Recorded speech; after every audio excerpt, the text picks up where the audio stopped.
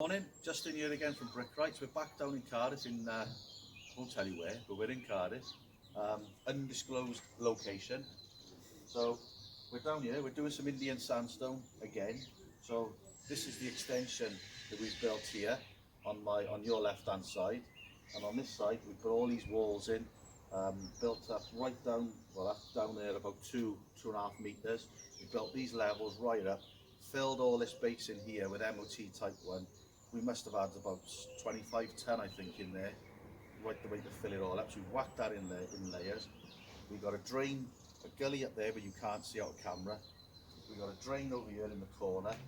We've got a drain down there, and all those drains are connected below ground into a soakaway that's in the garden, which is governed by building regs. And these eco drains are on the plan, so we've had to put them in both sides. The fall is that way, and building control have asked us to put a severe 1 in 70, 1 in 80, so a good fall, like you're looking at between about 20 mil every metre, so more or less double what we normally do to get the water away from the house, because we've gone level to DPC, so that the chap we're working for is disabled and he can get the wheelchair and go straight in with the minimum effort of going up and down window sills and stuff like that. So this is it. So what we did, look, we did this. We put this line in here, you see that there? Put that line in from the one eco drain to the other eco drain up there. And what that gave us was that gave us the fall to work to lay to the line. So we've laid that from left to right to work to our line. And then what we've done then is we've used the eco drains as a level, and then we've put the spirit level on the bubble, and we're just running from that line up towards the camera, up towards you guys, level on the spirit level on every single row. And what we do is we level bottom and top of every single slab, and then we're using a 4-in-1 mix. So this is where we are with it at the moment. And then out of camera shot down there, in fact we'll show you that a little bit later. Yeah, then Brad's put me down the spot now for the bed combo down for lay another slab. So again, this is a 4-in-1 sharp sand and cement mix with feb mix in it, but it's not a bricklaying mix. It's a dry mix for patios, you know, a little bit drier. So that's what you need to do. A bricklaying mix for this, you'll find your slabs will start floating around a little bit. So we're laying Marshall's Buff Indian sandstone in the ribbon effect. So what I mean by, let's get that off now. So what I mean by a ribbon effect is a slight ribbon on the slabs like that to give the natural stone look. But what we find with these Marshall slabs is they're quite flat and they're quite straight, and the calibration of them is pretty good all the way through. So they're about the 20 mil, 25 mil thick, and they have got these little divots on the back to be able to key to that a lot better. But we put a paving slurry on it as well, which we've been through before, which bonds to that. But Marshalls, I mean, I like these. We have had a few of them, a few other brands which are thicker and thinner and they're a little bit all over the place, but these seem pretty good. So we'll lay this one now. So that's that there.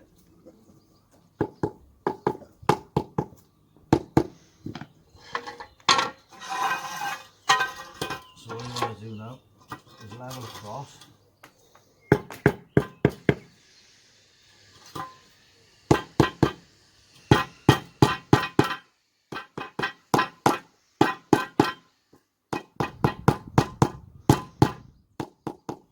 Right, so we are level. If this happens, because I did put too much sand and cement in it, take that out, because you don't, what you want is you want your jointing compound or your grout or whatever you're using to be able to go into those joints. So let's lay another one down. It just goes to prove you've got to get your beds right on these, because if you get it too thick, obviously you're hitting them down like I just did, or if you get them too thin, then you're taking them up. So like in bricklaying, this is very key that you do get your bed right. So this is the way I do it. So you put, and everyone's different, and if you want to comment about stuff, be nice. So let's put that on there. What I'm looking for is the underside of the previous slab. So I'm just trying to use my eye to gauge that off there. gauge that through.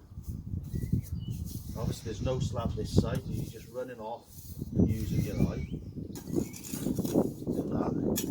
Do that. When you do that, stop. When you're hitting this down, you go on that spinning up like it did on that one, which is a perfect example, because you want to get your joint in there, or your grout in the joint. And then all you do then is just do that, and that just enables you to hit the slab down.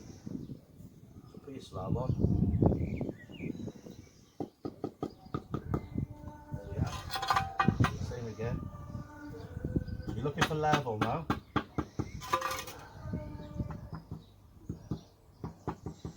There we are. So I got my bed, not very good on that one, it was too thick and it was all coming up in here, and I got my bed perfect on that one, a couple of taps and it's done. So it just goes to show you how critical it is to get your bed right. But a little tip on Indian sandstone, a lot of these slabs are different sizes. You will get a discrepancy in the sizes, so what you'll have to do is when you're laying them, you want this line to be lineable right the way through, coming back off all the bond coming through. So you will have to move them up and down a little bit to be able to get it to work. So your joints will be thinner on some and thicker on others. But that's Indian sandstone. I think if you go to buy honed Indian sandstone, which is, you know, a flatter finish on top, you haven't got this ribbon effect, then you're a little bit better in terms of, you're more like porcelain then and getting it more uniform. But this stuff, certainly you've got to move it around a little bit, and I think that adds to the effect of it, and I think it's a really nice product. So we'll carry on laying this now, and we'll show you a little bit more in a minute. From Brickright, but to the end of this now, we're a bit rushed. It's 5:30 on a Friday night, but Brad will show you now. We've got the extension, so we've built this extension that Brad's showing you now, and what we've done is an add-on to the videos that we were doing over the last 2 or 3 days. This is the complete patio now. So if you come up here, Brad. So we've put these little things in, these bricks here as a feature. And if you just pan down there, obviously we've got to have a clean up. We've got to come back and clean all our dust up and stuff. But if you see the path down there that we did on first stage, so we're trying to blend that path in, so there's a connection between up here and down there. And the other key thing that we did is, if we spin around, Brad. Oh, sorry. So here, we put these patio slabs in here before we even built that extension, and before we even knew where damp proof course was and stuff. So what we've had to do is we've had to take our levels off there to coincide to put this patio in when the extension was built. So it's been a really tricky, mind-blowing, mathematical, boggling experience, Brad, hasn't it? It has. But we've got there, we managed to get the falls in, we managed to get it bang on, so I'm happy. Customers happy. You happy, Brad? No, it's Friday. I think it looks nice. So if you just show them, we built this wall as well here today, look. So that's gone in, we can put the white render on here, so that's done. But if you show them, just give them a show of the final finish of the patio. If anyone's looking for cross joints, there is none. So there we are. So we burnt this fence, so shoogy bang, we burnt this. So this will fade into that. So we burnt this. So we'll show you some more again. But here we are, here's the patio. Hope you like it. Any comments, leave them below. Please like and subscribe. We're in a mad rush. We're all a bit on top, Brad, in it, to get it finished for the client. Yeah, it's Friday, we promised so we'd get it finished today. So we've worked a little bit extra to get it done. So I hope he's happy. Like and subscribe. See you soon. See you on the next one. Have a good weekend. Cheers. Ta-ra.